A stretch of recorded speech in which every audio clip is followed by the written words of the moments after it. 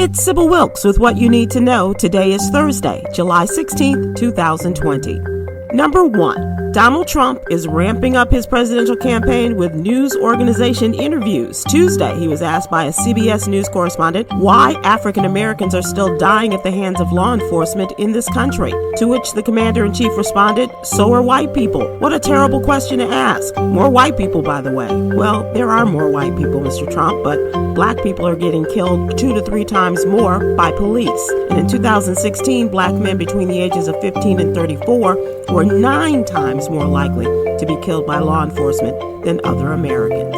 Number 2, as a subject of a bill to study reparations to African Americans is being considered in the U.S. House, individual cities are moving forward. Tuesday night, the City Council of Asheville, North Carolina voted unanimously to approve a plan. The historic agreement does not involve direct payments, but rather investments in areas where black residents face disparities. Number 3, studies have found that people who have been infected with coronavirus could see their immunity decline within months. Unlike childhood viruses like measles and mumps that protect you from reinfection for life, your body forgets it was ever infected with coronavirus, leaving open the possibility for future infections. Number 4.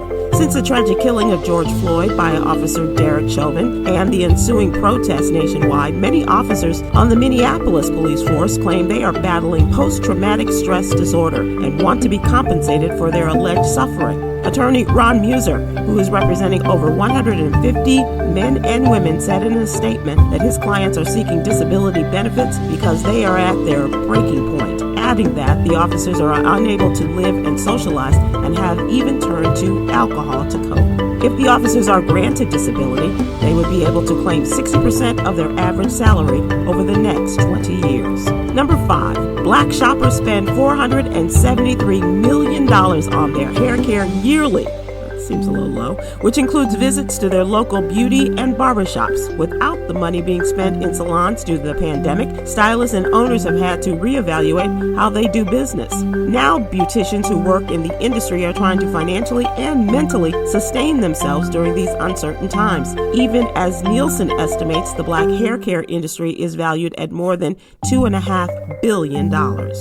Join George Wallace and me today live on YouTube at 7 p.m. Eastern, 6 p.m. Central, as we discuss today's top headlines and more. And that's what you need to know. For more information, please go to SybilWilkes.com and sign up for my free newsletter. Be informed, be empowered.